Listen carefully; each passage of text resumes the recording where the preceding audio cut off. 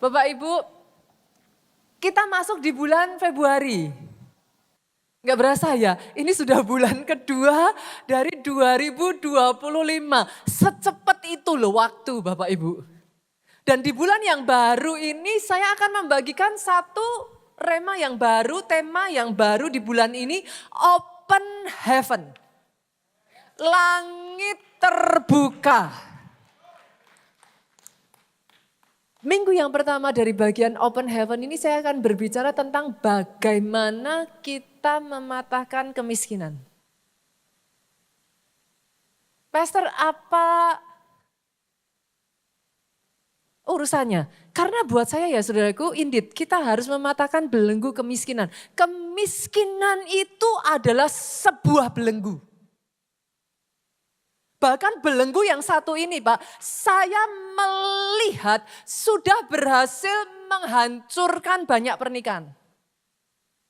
Kemiskinan.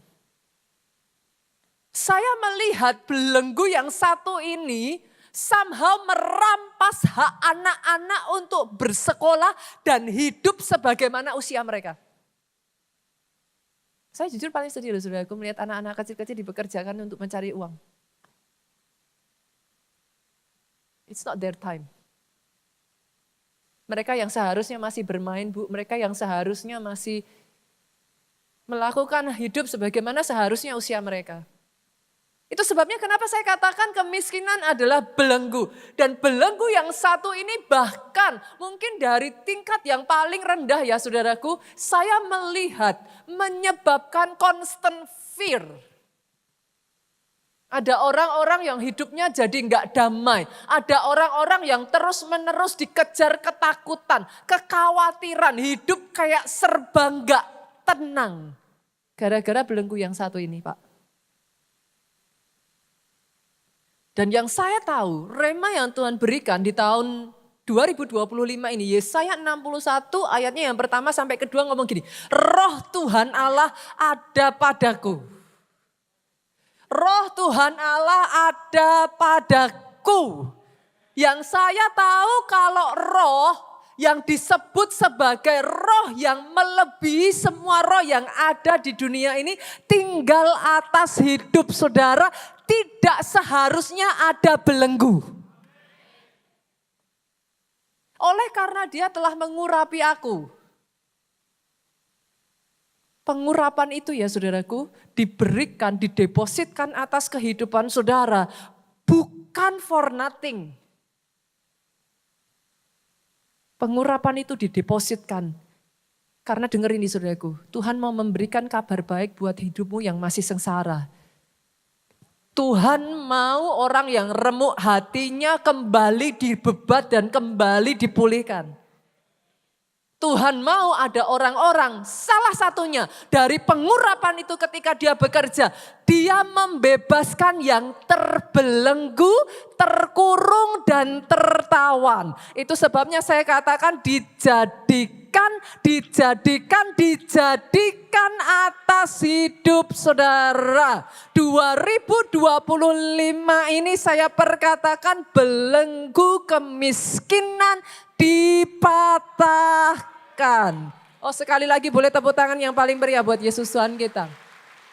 Nah berbicara tentang belenggu kemiskinan, kita berbicara mematahkan belenggu kemiskinan, pertanyaannya harus tahu penyebabnya dong.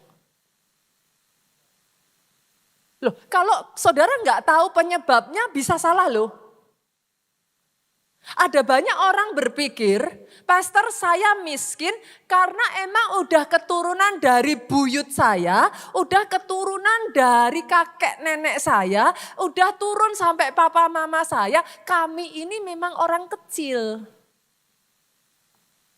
Jadi kalau keadaan saya seperti ini, ya emang udah nasib. Pernah dengar kayak gitu gak sudah?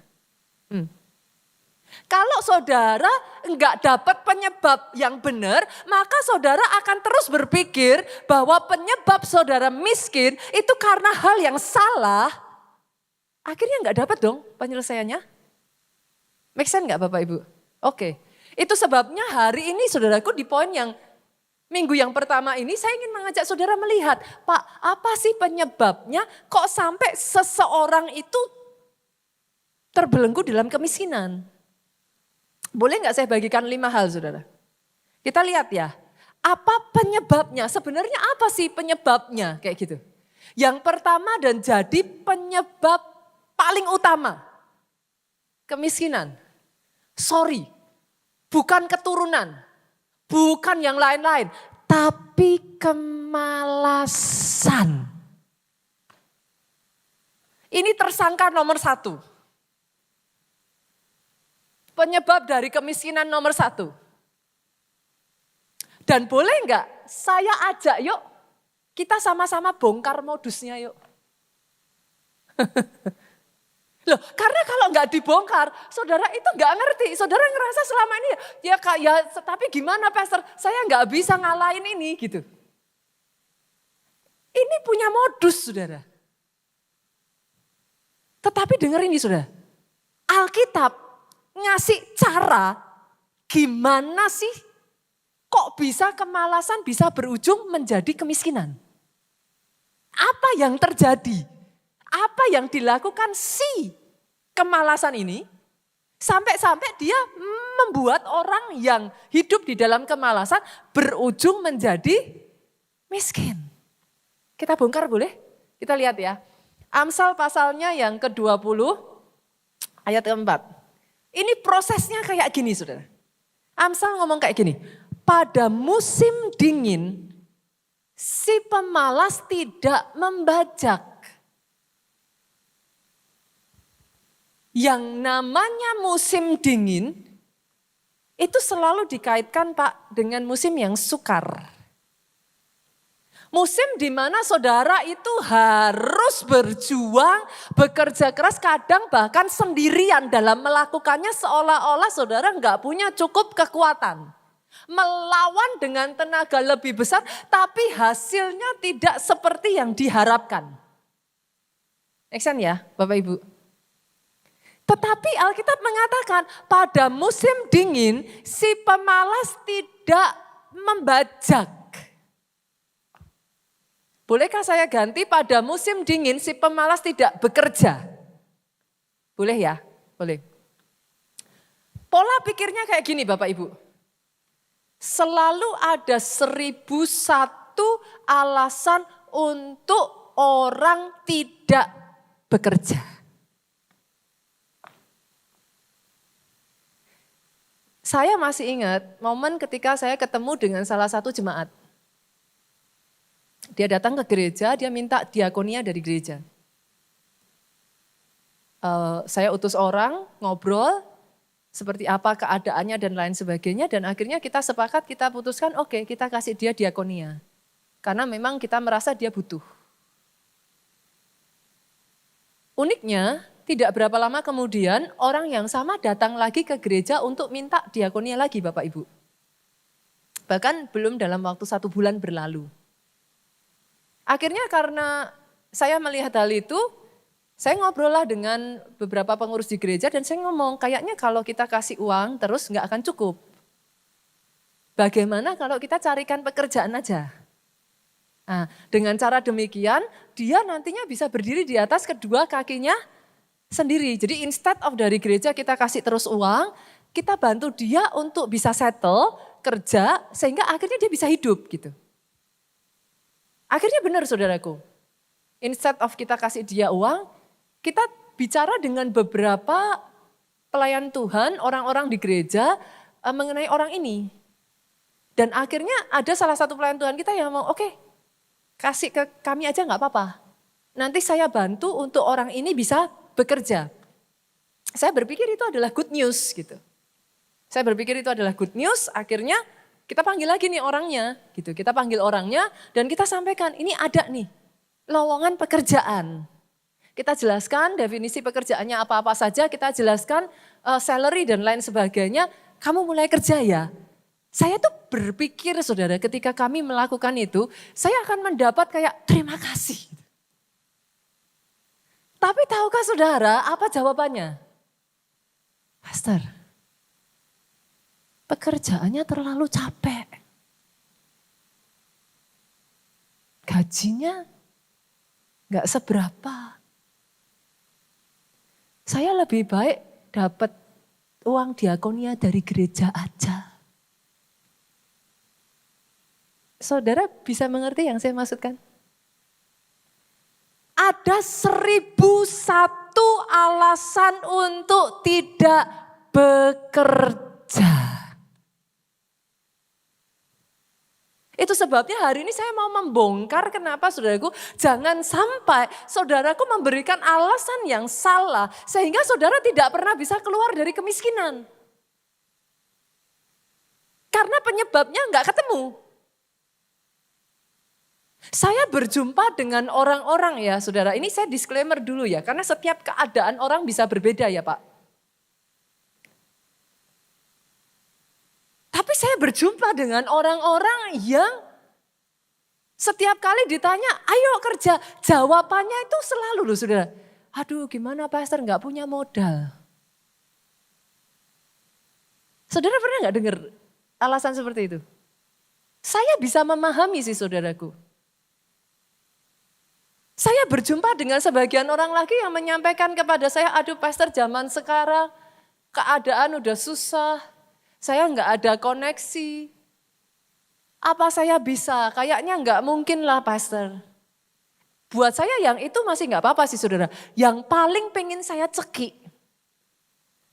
Kalau ada orang tuh ngomong sama saya kayak gini, pastor tapi saya nggak tahu gimana caranya. Oh itu pengen saya cekik saudara. Saudara hidup di tahun berapa? Anak saya gara-gara lihat YouTube, yang gak bisa masak, bisa masak.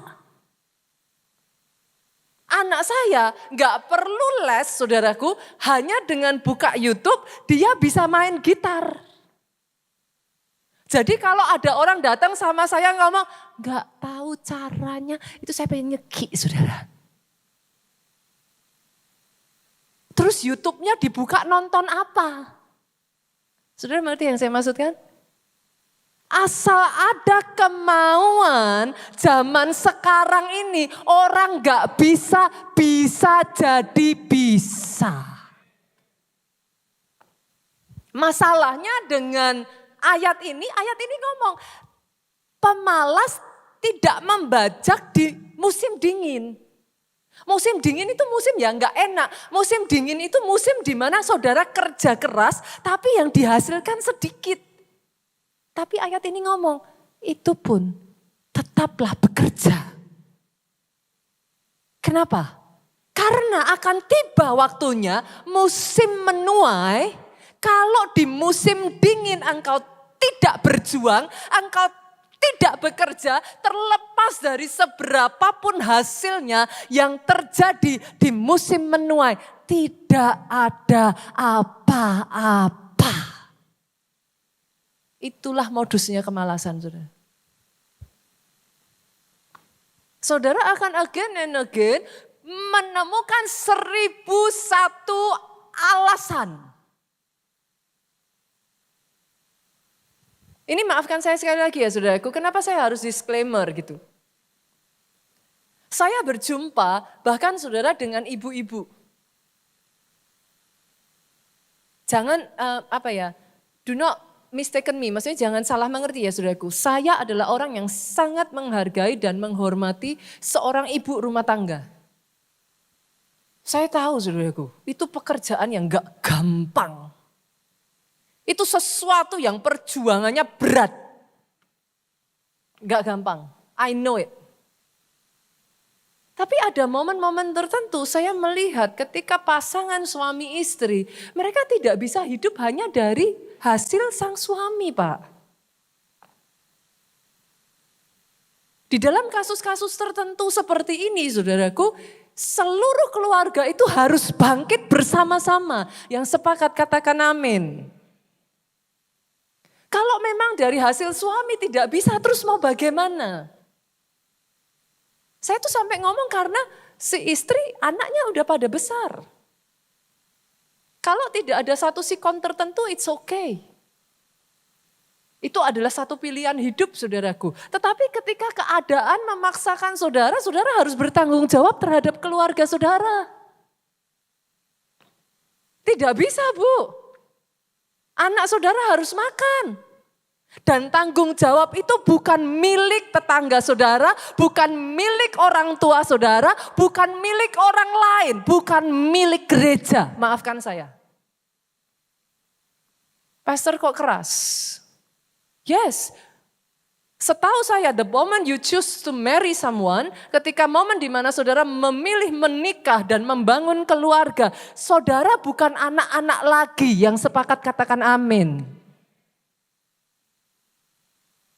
Saya berbicara hard truth ya, Bapak Ibu. Kalau kita nggak hati-hati, saudaraku, kemalasan akan membuat saudara mencari 1001 alasan untuk tidak bekerja. Dan maafkan saya, double favor bukan untuk orang yang malas.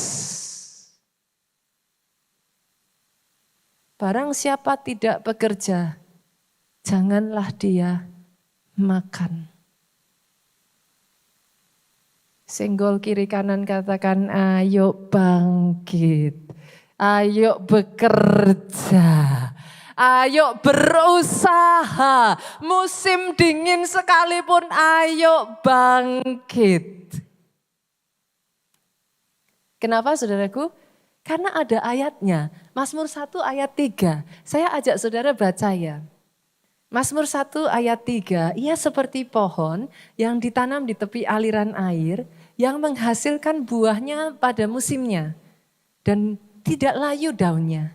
Apa saja yang diperbuatnya, berhasil. Saudara bisa ngomong sama saya, Pastor, ayat ini berbicara tentang satu hal yang lain. Saya paham, saudara. Ayat ini berbicara tentang bagaimana orang yang mencintai Taurat Tuhan, firman Tuhan, merenungkannya siang dan malam. Ayat ini berbicara tentang orang yang tidak duduk bersama dengan kumpulan pencemooh. Sampai ayat yang ketiga ini mengatakan apa saja yang diperbuatnya berhasil. Tapi boleh nggak sih Bapak Ibu sekali waktu ini, saya ngambil satu kalimat ini, saya patahin nih. Karena saya merasa ada something yang menggelitik saya dari kalimat ini. Kalimat terakhir, apa saja yang diperbuatnya berhasil. Oke, saya yakin by now, saudara sudah sepakat dengan saya, gereja keluarga Allah adalah gereja yang hobi puasa. Sepakat ya? Sepakat? Oke. Berarti saudara tahu bahwa saya tidak meremehkan puasa. Saya orang yang percaya power dari puasa. Yet ayat ini tidak mengatakan apa saja yang dipuasakannya berhasil.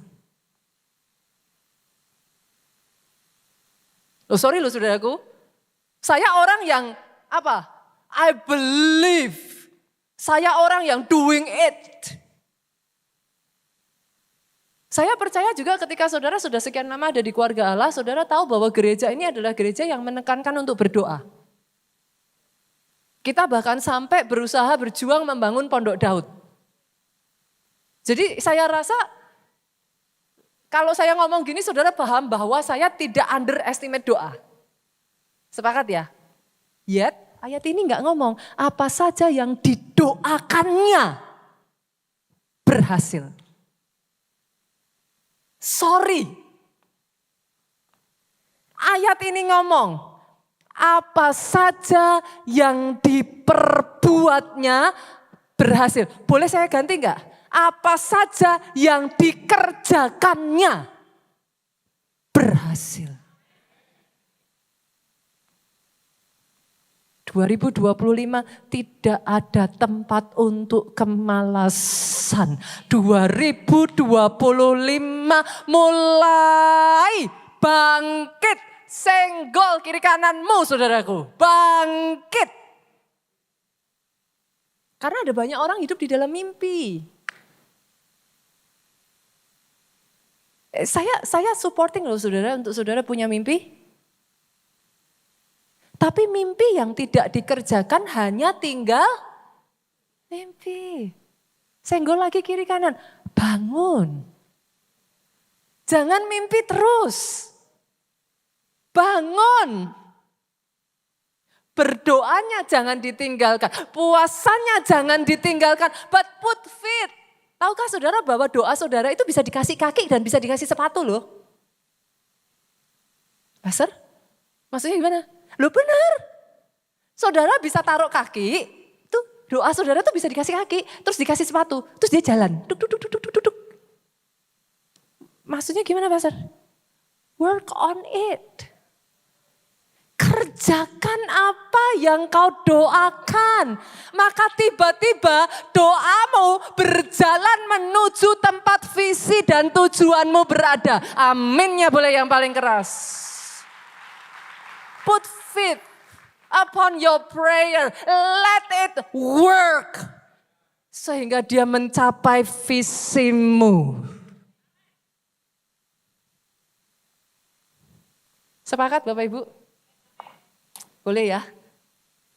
Jadi kita belajar hari ini yang pertama. Penyebab penyebab kemiskinan. Bukan urusan generasi ke generasi kita orang kecil. Bukan. Penyebab kemiskinan bukan masalah nasib. Salah satu penyebabnya kemalasan. Saya lanjut boleh? Yang kedua? Boleh ya? Penyebab yang kedua dari kemiskinan ternyata lack of skill. Enggak punya kemampuan, enggak punya skill Bapak Ibu. I assume, saya beranggapan, berasumsi bahwa semua orang di tempat ini bekerja ya Bapak Ibu. Batasan bekerja beda-beda. Tapi let's assume semua bekerja. Semua orang bisa bekerja tapi enggak semua orang yang bekerja punya skillnya. Bisa dimengerti? Inilah yang menentukan apakah seseorang yang sama mengerjakan pekerjaan yang sama dia stagnasi, tapi bagaimana orang yang sama mengerjakan hal yang sama dia flourish, dia berkembang. Beberapa waktu saudaraku saya ngobrol dengan beberapa pengusaha di gereja kita, saya tertarik karena saya mendengar pembicaraan tentang area kerja tertentu yang trennya itu sedang turun. Saya penasaran. Kebetulan saya ketemu dengan beberapa pengusaha di area itu dan saya bertanya, apa benar area ini trennya sedang turun? Pasaran sepi dan lain sebagainya. Saya tuh menemukan hal yang sangat unik loh saudara. Yes, ada orang-orang tuh yang menjawab, betul pastor ini sedang sepi, betul pastor aduh sedang berat sekali. Persaingannya nggak masuk nih kita kalah gitu. Tapi tahukah saudara, saya selalu ketemu orang-orang tertentu yang orang lain ngomong apapun, dia dengan mantap ngomong, enggak tuh pastor. Kita rame-rame aja tuh. Kita bersyukur ada anugerah Tuhan atas pekerjaan kita, tapi somehow kita rame-rame aja. Nah ketika saya berjumpa dengan yang seperti ini saya senang, saya tanya kok bisa Bu? Karena yang lain pada bilang, sepi lah, susah lah, persaingan berat lah. Tapi kenapa ibu bisa ngomong seperti itu? Gak tahu pastor. Tapi somehow kalau saya bikin produk, masyarakat suka produk saya. Jadi mereka nunggu-nunggu bahkan antri ketika produk saya mau dirilis. Amsal mengatakan, kita lihat ya. Kita lihat, Alkitab itu amazing sekali sudah. Dia jawaban dari banyak hal. Amsal 22 ayat 29 ngomong kayak gini. Pernahkah engkau melihat orang yang cakap dalam pekerjaannya? Kata cakap di dalam bahasa Inggrisnya adalah skillful saudara. Punya skill, punya kemampuan di dalam pekerjaannya. Di hadapan raja-raja, ia akan berdiri. Di dalam terjemahan bahasa Indonesia masa kini saudaraku, dikatakan seperti ini. Pernahkah engkau melihat orang yang cakap melakukan pekerjaannya? Orang itu akan dipekerjakan di istana raja-raja, bukan di rumah orang biasa.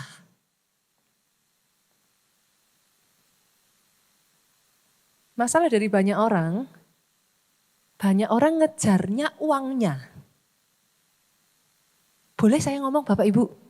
Semakin kau kejar, itu uang keluar sayapnya. Dia terbang. Banyak orang mengejar uangnya, tetapi tidak tidak mengasah skill dan kemampuannya. Uang tertarik dengan skill. Ketika ada skill, dia kepo. Loh, uang bisa kepo loh, saudara. Dia pengen tahu, dia lihat. Dia ngomong, oh I like this. Kalau saudara mengejar uang, dia bersayap, dia akan terbang. Tapi ketika engkau fokus mengasah dirimu, uang akan mencari engkau. Perusahaan mau membuang engkau juga nggak bisa. Karena yang bisa melakukan apa yang engkau lakukan tidak banyak jumlahnya. Yang sepakat katakan amin. Itu sebabnya Daniel, saudaraku, dia survive 4 raja-raja loh. Raja besar semua, saudara. Raja besar bertumbangan, silih berganti, 4 raja, tapi Daniel tidak dicabut dari posisinya loh. Pastor, ya Daniel makan ini, Pastor, Daniel kan orang hebat. Jangan salah, saudara. Daniel itu orang buangan. Orang buangan kalau zaman itu kalau bukan hanya orang buang, Daniel itu budak, Pak. Sorry, boleh saya tanya ada nggak yang posisinya lebih rendah dari Daniel di sini? I don't think so. Pastor, tapi kan saya perantauan, saya bukan asli orang Jakarta. Kalau boleh saya tahu loh, di sini yang asli orang Jakarta, lahir di Jakarta, angkat tangan. Coba saudara lihat sekeliling, buktikan perkataan saya. Angkat tangan, coba angkat tangan saudara, it's okay. Yang asli lahir dari Jakarta, di Jakarta ini. Oke, perhatikan ya saudara. Siapa yang lebih menang? Perantauan. Hidup perantauan katanya saudara. To be honest saudaraku, orang yang benar-benar asli lahir di Jakarta gak sebanyak orang yang merantau untuk datang ke Jakarta. Tapi tahukah saudara yang membedakan Daniel, Alkitab mencatat Daniel 10 kali lebih pandai daripada orang-orang bijak yang lain. Ayo saya tantang saudara. Apa skillmu? Come on. Sama-sama masak, kalau orang lain bisa masak, apa yang membuat masakanmu berbeda? Come on. Itu akan menentukan.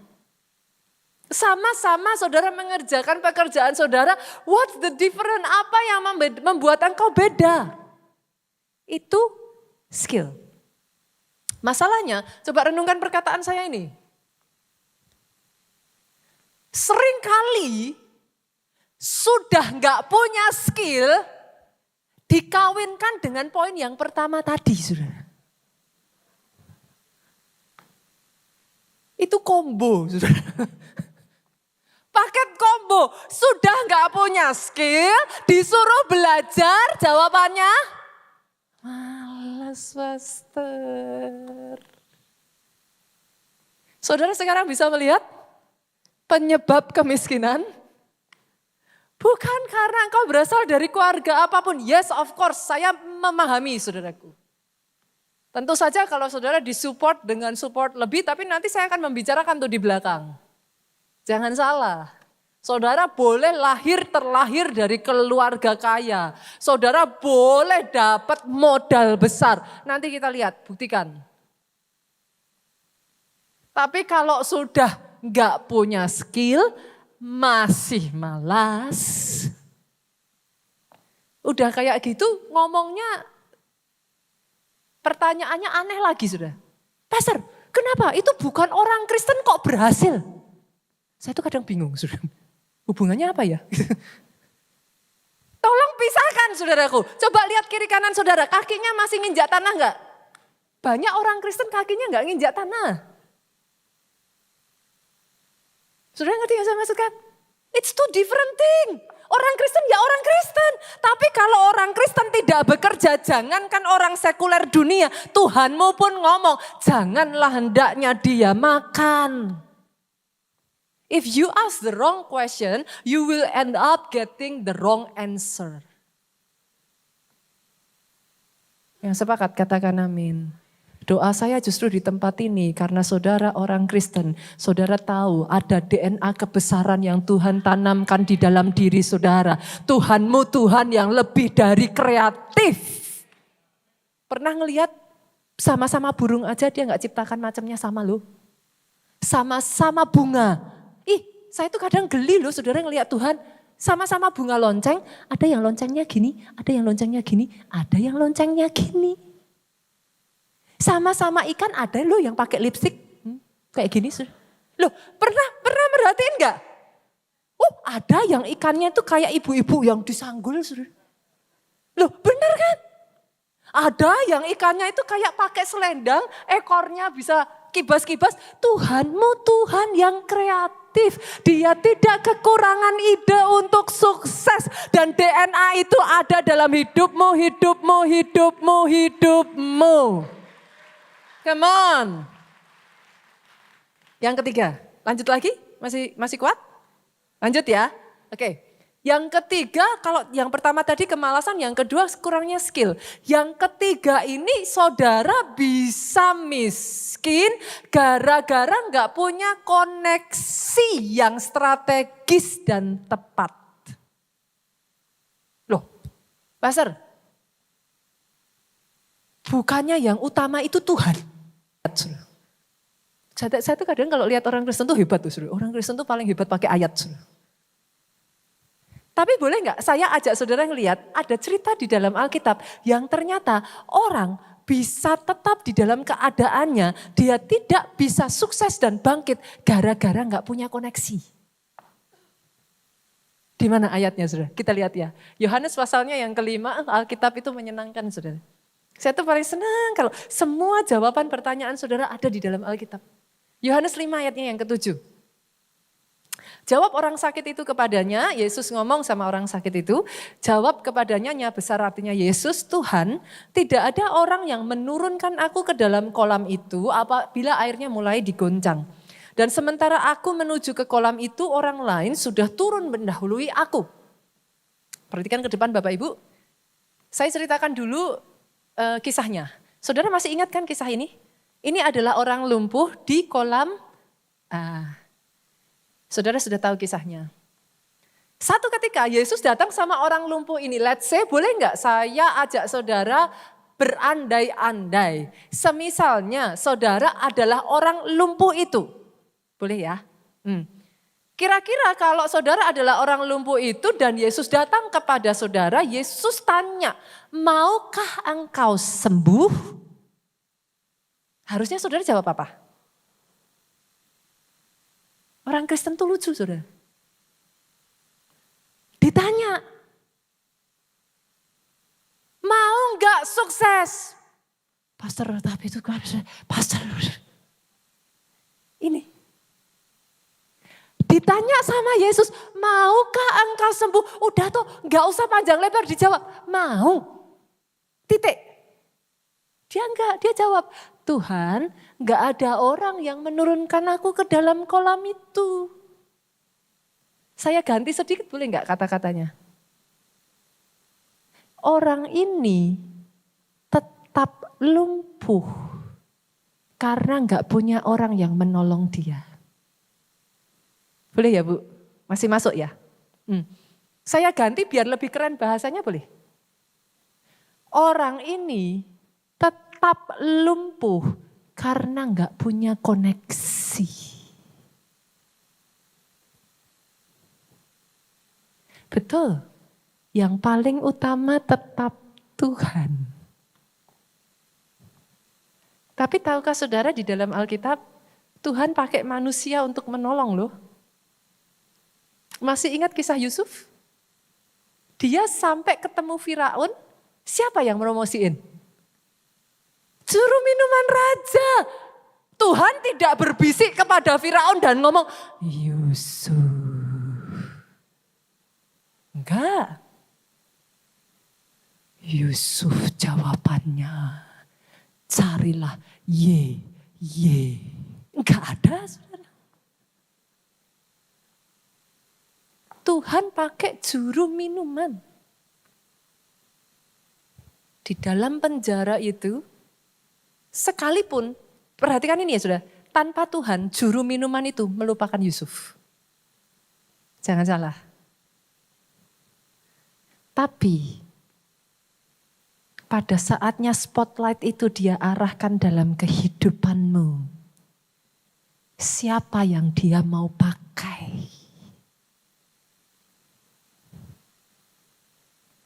Kebayang gak sih saudaraku, combo nomor 3 ini ditambah dengan nomor 2 dan nomor 1 jadi apa ya saudara? Saya tuh ketemu dengan orang-orang yang udah gak punya skill. Dia males, saya ngomong setidaknya kamu punya koneksi. Jawabannya malu pastor. Itu saya benar-benar pengen tak ceki saudara. Sekarang saudara bisa melihat penyebabnya.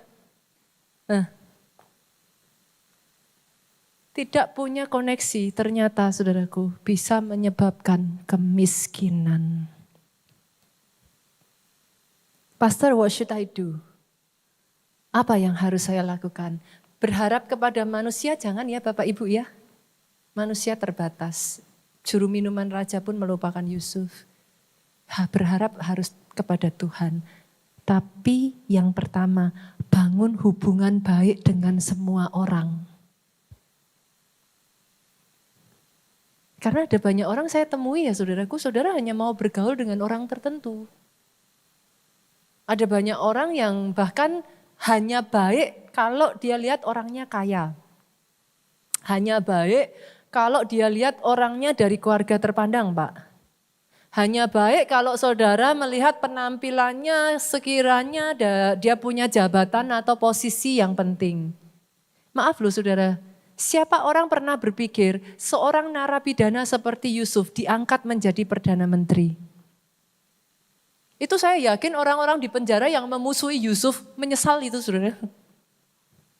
Coba saudara bayangkan, ini skenario di dalam penjara ya. Siapa orang yang pernah berpikir Yusuf bisa diangkat jadi Perdana Menteri?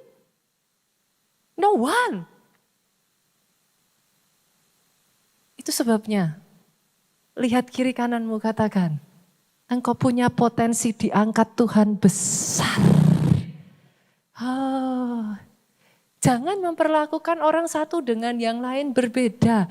Berbuat baiklah kepada semua orang. Kenapa? Tahukah saudara kenapa? Saya a true believer terhadap hukum tabur tuai. Saya a true believer. Saya orang yang percaya ya saudaraku. Hukum tabur tuai itu sepasti besok matahari pagi-pagi sudah terbit dan malam akan terbenam digantikan bulan dan bintang. It's a law. Tabur tuai itu law. Law itu gak bisa dirubah saudara. Dia udah hukumnya Tuhan. Itu sebabnya jangan pernah naik dengan cara menginjak orang yang di bawahmu. Karena hukum tabur tuai saudara. Alkitab mengajarkan, kalau saudara tidak mau orang melakukan yang tidak baik, jangan lakukan yang tidak baik kepada orang lain. Apa yang kau ingin orang lakukan kepadamu, lakukanlah kepada orang itu. Kenapa? Karena yang mengerikan dari hukum tabur tuai, Bapak Ibu pernah ngelihat enggak benih itu ditabur? Pada saat dia ditabur, masa cuma keluar buah satu? Nah, ngeri kan Pak? Ngeri loh. Hukum tabur tuai itu ngeri. Saudara berkata, apa ya, kenapa kok saya bisa ngalami kayak gini? Saudara ingat loh, itu benih sebiji kecil ditabur, satu benih bisa hasilnya 30, 60, 100 kali lipat. Kalau saudara nabur yang baik, puji Tuhan, 30, 60, 100 kali lipat saudara yes. Lah kalau naburnya yang jelek, 30, 60, 100 kali lipat. Saudara bilang, kok bisa ya pastor? Kenapa saya gak pernah sampai kayak gini? Karena dia punya anak, saudara. Sadari, mungkin bukan dari orang yang melakukan yang buruk, tapi one way or another, apa yang kau tabur, pasti kau tuai. Jadi yang pertama, pastikan tabur yang baik. Yang kedua, yuk sama-sama boleh gak sih saudara pegang prinsip ini, win-win.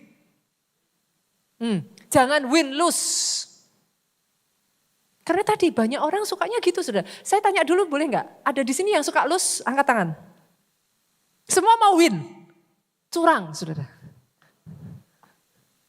Gak ada orang yang suka lose kan? Kenapa you win and other lose? Ketika saudara melakukan sesuatu, usahakan win-win. Saudara sebagai bisnismen, untung itu harus. Kalau saudara bisnismen gak untung, ya habis. Tapi gak boleh cari untung dengan merugikan orang lain. Gak ada ceritanya. Yang sepakat katakan amin. Win-win. Kalau saudara nggak suka ditipu ya jangan nipu orang. Win-win. Bersama dengan dia diberkati, engkau akan lebih diberkati. Dan yang ketiga saudaraku, pastikan engkau membangun apa? Engkau dimentor atau engkau membangun satu hubungan koneksi yang strategis. Jangan pernah lupa ayat ini loh.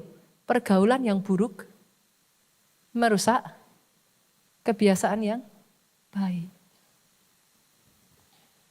Hati-hati bergaul saudaraku. Pastor mengajar untuk membeda-bedakan orang, enggak. Saudara boleh kenalan dengan siapapun, tapi pastikan circle komunitas saudara orang-orang yang tepat. Itu pengaruh saudara. Orang-orang di sekitarmu bisa dipakai Tuhan membawa menjadi destiny helper untuk engkau dibawa naik dalam rencana Tuhan. At the same time, orang-orang di sekitarmu bisa merusak destinimu. Gitu. Jadi pastikan komunitasnya harus benar. Senggol kiri kanan, makanya ikut komsel. Ayo ikut komsel yang benar juga. Sepakat ya? Yang keempat. Nah yang keempat ini, tadi kita sudah berbicara yang pertama apa? Kemalasan. Yang kedua apa? Apa? Skill. Yang ketiga, koneksi, relationship, hubungan. Nah, yang keempat ini kalau saya bagikan, saya tuh paling sebel karena seringkali ada orang yang selalu sensi kalau saya ngomong yang keempat ini. Gitu. Seringkali kalau saya ngomong yang keempat ini selalu dianggap, wah itu karena pastor ada maunya. Pastor punya maksud, itu paling mainannya pendeta. Boleh saya tanya dulu gak sih saudaraku? Masih mau lanjut gak? Hah? Yakin? Gak nyesel nih, saya lanjutin. Nyesel tanggung sendiri-sendiri ya. Saya tanya lagi boleh gak? Saudara memilih jenis pendeta yang menyampaikan apa yang enak didengar telinga atau menyampaikan kebenaran firman? Yang bilang saudara lo ya, jangan nyesel lo. Oke. Penyebab kemiskinan yang keempat saudara itu namanya hidup dalam dimensi langit tembaga dan tanah besi. Apa itu? Dari mana asalnya langit tembaga dan tanah besi? Saudara masih ingat pada saat awal mula Adam dan Hawa diciptakan, Tuhan menempatkan mereka di Taman Eden. Itu taman yang subur, taman yang serba indah. sampai dosa masuk. Pada saat dosa masuk, apa yang terjadi Bapak Ibu? Tanah dikutuk. Nah, masih ingat ya ceritanya? Ini awal muasalnya. Tanah yang dikutuk, coba saudara kebayang nggak? Kalau tanah yang subur, dia ditanami benih, saudara tusuk, saudara masukin benih, bisa kan? Tanah yang dikutuk, dia jadi tanah besi. Kalau itu tanah besi, saudara tusuk mau masukin benih bisa nggak? Nggak bisa. Dia keras Pak, nggak bisa masuk tuh benih. Dia nggak bisa menghasilkan. Langit tembaga, apa itu langit tembaga saudara? Langit itu identik dari yang seharusnya menurunkan hujan. Nah, oke, itu sebabnya kita berbicara tentang open heaven, langit terbuka. Langit tembaga yang harusnya enggak sudah turun hujan, tapi hujan enggak turun. Kira-kira apa yang terjadi? Ingat enggak tahun 2023 akhir, Desember aja hujan belum turun loh di bulan Desember. Masih ingat enggak tuh? Itu orang serba mengeluh panas.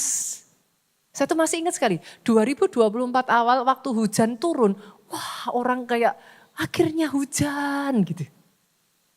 Saudara kebayang nggak kalau sampai langit tembaga nggak hujan bertahun-tahun, what happened? Tanaman tidak menghasilkan. Tapi saudara, di dalam Alkitab ada obatnya keadaan ini. Ada solusinya.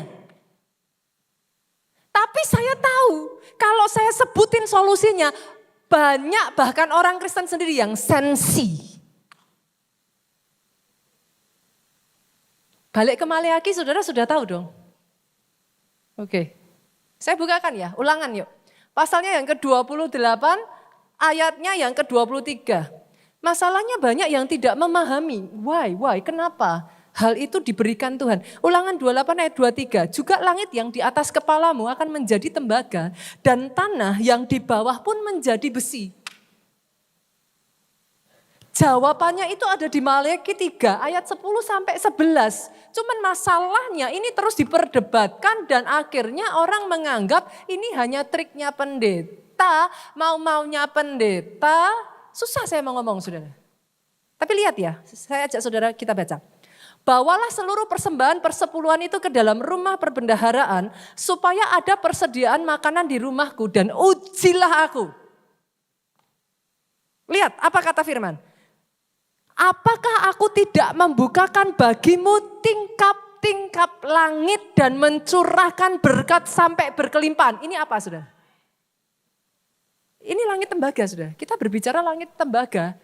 A certain act be done, dia menghancurkan langit tembaga. Lihat di bawahnya saudaraku. Apakah aku tidak membukakan bagimu tingkap langit dan mencurahkan berkat sampai berkelimpahan? Lanjut yuk. Ayo multimedia. Aku akan menghardik bagimu belalang pelahap supaya jangan dihabisinya hasil tanahmu, supaya jangan pohon anggur di padang tidak berbuah bagimu. Firman Tuhan semesta alam. Ini apa artinya sudah? Tanah besi. Jadi baik langit maupun tanah itu diriset sudah. Saya paham kalau saya sudah berbicara tentang persepuluhan, akan ada banyak pertanyaan. Ada sebagian yang menanyakan kepada saya, Pastor, itu kan perjanjian lama. Perjanjian baru nggak ada. Boleh nggak sih saya minta saudara, kalau memang perjanjian lama nggak penting, di sini ada yang bawa Alkitab nggak? Buku. Dipotong boleh nggak? Oh jangan, lo katanya nggak penting. Berat tuh. Perjanjian lamanya potong aja, bawa perjanjian baru. Langsung dia gini. Kalau perjanjian lama nggak penting, ngapain saudara bawa-bawa terus? Potong, buang. Tapi Yesus sendiri mengatakan, aku datang tidak untuk menghapuskan perjanjian lama. Aku datang untuk menggenapinya. Kenapa perjanjian lama dibuang? There is a reason itu ada di sana, saudaraku. Number one. Yang kedua, siapa bilang gak ada di perjanjian baru? Baca ayatnya, saudara. Coba senggol kiri kanan, maafkan saudaraku, katakan, makanya baca Alkitab. Yang ngomong gak main-main loh, Yesus sendiri loh. Yang satu harus dilakukan, tetapi yang satunya lagi jangan dilupakan. Itu yang ngomong Yesus sendiri. Terakhir saya dengar lagi ada alasan berikutnya. Persepuluhan itu kan karena zaman dahulu. Orang Lewi tidak punya warisan. Yang lain-lain dapat warisan tanah, orang Lewi enggak dapat warisan. Betul, itu betul. Tapi jangan salah, masuk di perjanjian baru, itu sudah, posisinya sudah berubah. Tapi toh Yesus tetap mengatakan yang sama. Saya ada di dalam posisi jujur ya saudaraku, Alkitab yang saya percayai mengajarkan kepada saya untuk menghormati orang yang lebih tua dari saya. Saya tidak ada di sini untuk menyerang pendeta siapapun. Saya tidak ada di sini apalagi menyerang orang yang lebih tua dari saya. Certainly bukan itu yang saya percayai. Tapi saya berdoa ya saudaraku, jemaat di tempat ini saudara sudah pintar, yang sepakat katakan amin. Beside ya, kalau saudara ngomong sama saya, pastor saya nggak mau ngasih persepuluhan. Saya tanya boleh nggak sih saudara? Selama saudara berjemaat di sini, ada nggak yang sudah berjemaat di sini lebih dari 10 tahun, angkat tangan? 15 tahun? Ada tangan-tangan terangkat, 20 tahun? Oh, masih ada tangan terangkat tinggi-tinggi. Oke, selama 20 tahun saudara berjemaat atau lebih dari 10 tahun, pernah nggak saya telepon? Halo ibu, maaf persepuluhannya sudah dikirim belum? Loh sorry saudaraku. Saya adalah seorang hamba Tuhan yang sangat mempercayai urusan persepuluhan, urusan memilih gereja adalah sesuatu yang sakral antara saudara dengan Tuhan, saudara. Tapi maafkan saya, sebagai hamba Tuhan saya tetap harus mengajarkan apa yang saya percaya kebenaran sesuai firman Tuhan. Yang sepakat boleh katakan amin yang paling keras. Kita kasih tepuk tangan yang paling meriah.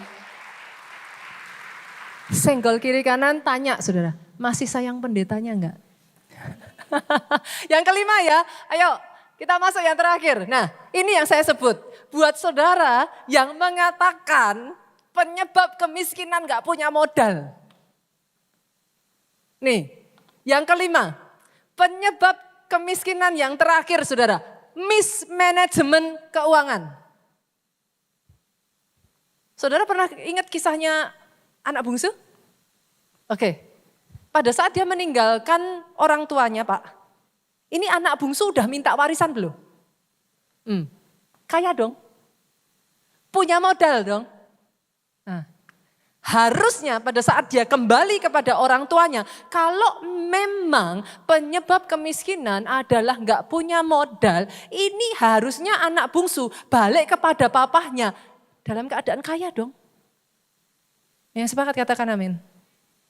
Faktanya anak bungsu kembali ke papanya itu makan bungkil babi aja nggak punya uang loh Pak. Doa saya hari ini kita hapus ya saudara.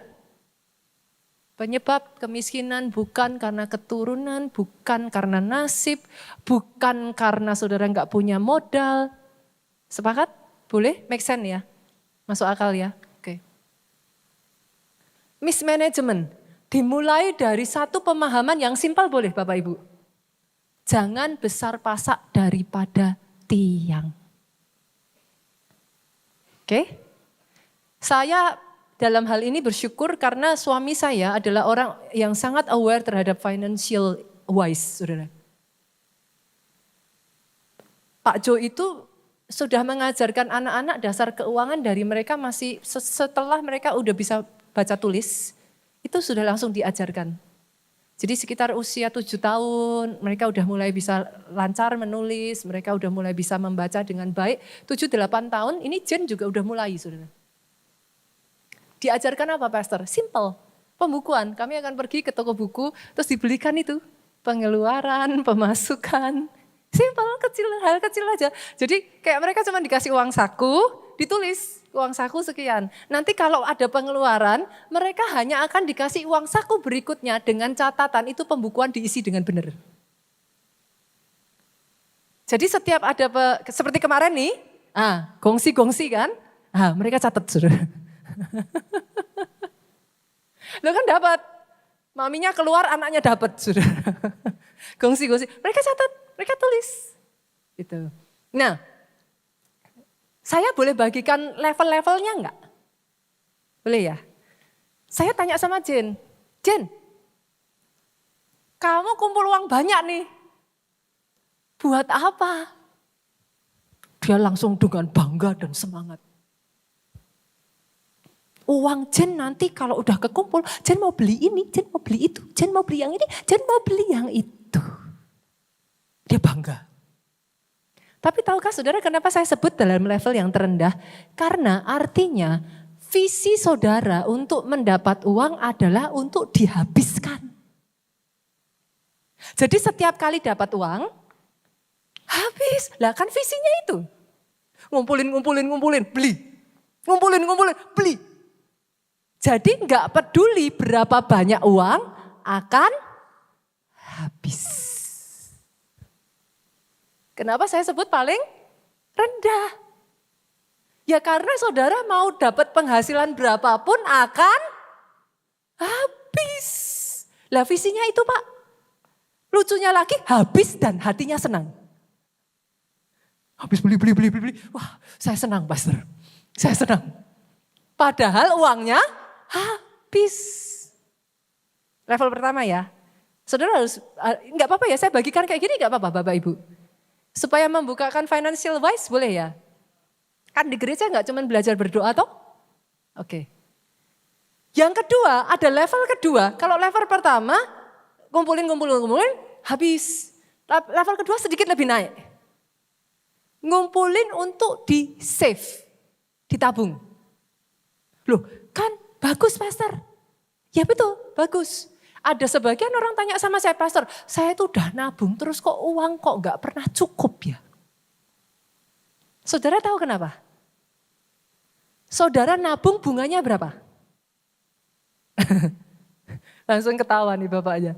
Nabung saudara pernah lihat gak tabungan saudara tuh bunganya berapa? Masih dipotong pajak. Nah, inflasinya berapa? Itu saudara tabung 1 tahun, inflasi habis. Saudara bisa mengerti yang saya maksudkan? Tapi itu lebih baik dari yang pertama. Daripada saudara punya uang habis. Ya ini at least saudara nyimpen. Oke ya. Yang ketiga, naik level lagi. Saudara sudah bisa membedakan mana yang bisa membawa uang saudara berlari lebih kencang. By the way, uang saudara punya kaki. Dia bisa lari. Dia punya sayap, dia bisa terbang. Uang tuh lucu. Dia punya sifat, dia punya karakter, dia punya kesukaan, dia punya hobi. Kalau saudara mengerti itu semua, nanti saudara bisa mengajarkan kepada uang saudara untuk lari lebih cepat. Dia bisa lari. Jangan dibuat uangnya malas, saudara yang lari terus. Uangnya tidur, saudaranya lari sampai ngos-ngosan. Uangnya santai, dia senang, dia happy, dia tidur. Saudara bisa mengerti yang saya maksudkan? Uang saudara harus dilatih supaya lari. Salah satunya saudaraku belajarlah jangan mengeluarkan pengeluaran hanya untuk habis. Apa pengeluaran yang hanya untuk habis? Makan. Tapi kan butuh ya, masa gak makan?